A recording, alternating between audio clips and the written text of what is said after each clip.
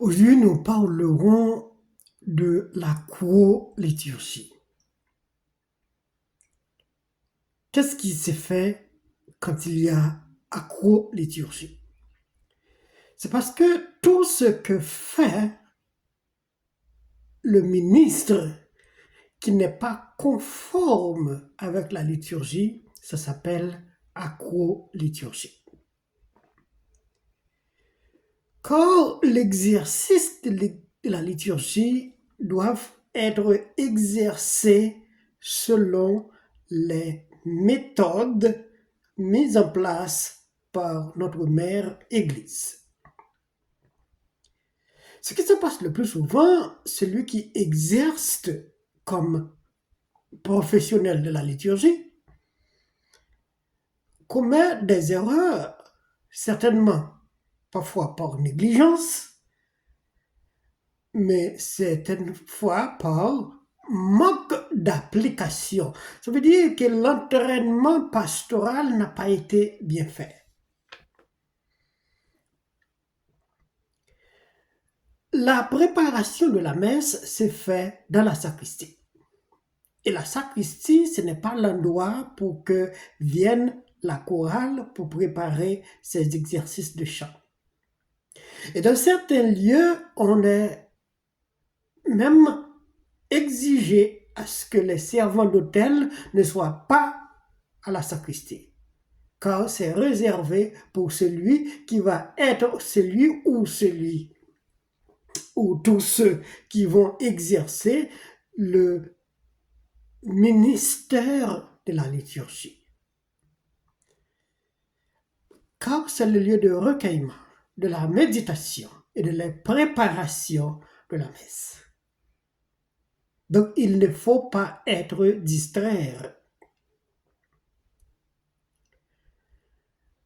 Mais il y a trois problèmes qui se posent quand il y a acro-liturgie.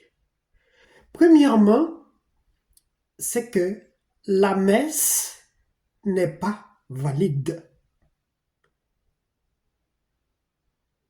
Les fidèles ne connaissent pas tellement bien cela. Mais si vous n'exercez pas la liturgie telle que c'est prévu par les normes liturgiques, c'est que la messe n'est pas valide. Et c'est un grand problème. Deuxièmement, il y a les critiques. C'est que ceux qui vous regardent, puisque ces jours-ci, tout se fait sous ou dans les réseaux sociaux. Donc, ceux qui vous regardent font beaucoup de critiques. Où est-ce que celui-ci a été exercé? Où est-ce que celui-ci a été entraîné? Mais troisièmement, il y a la question d'imitation. Parce que ce qu'on fait aujourd'hui dans un pays, les autres le regardent. Parce que tout s'est fait et tout s'expose. Ce qu'il faut toujours éviter, c'est que celui qui va exercer la liturgie se prépare assez bien et connaît très bien ce qu'il va faire. Puisque dans la liturgie, il y a question de conscience.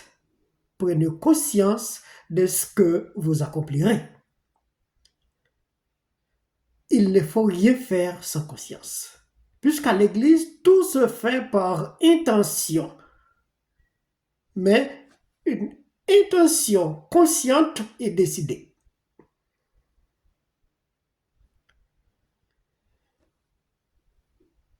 Si vous n'êtes pas bien imbu de ce que vous allez faire, il est mieux de s'entraîner normalement pour pouvoir vous préparer pour l'exercice de la liturgie convenablement et normalement.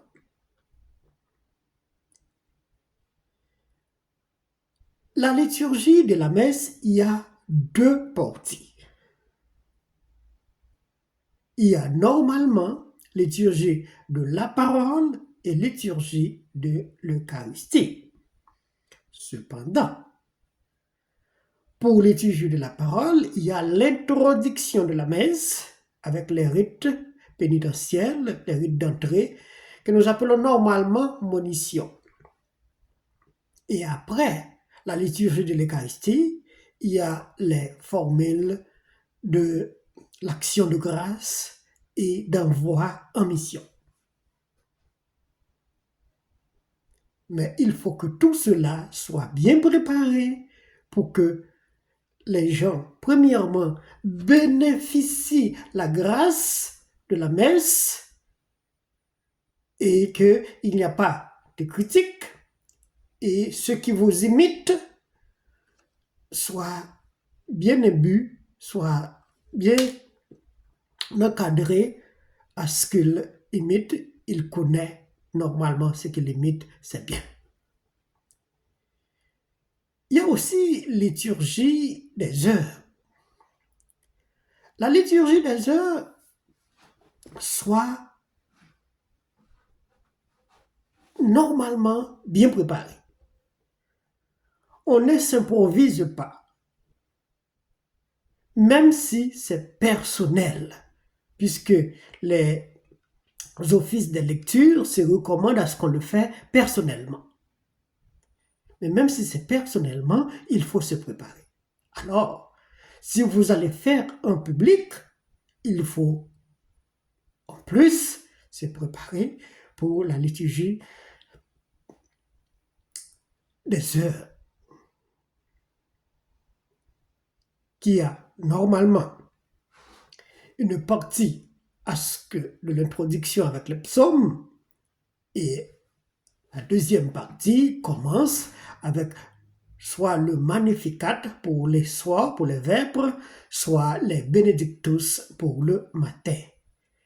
Si c'est le soir, on utilise de l'encensoir pour encenser l'autel, bel et bien. La prochaine fois, nous parlerons comment on encense, puisque cette habitude est presque perdue. Presque tout le monde ne sait pas comment utiliser de l'encensoir.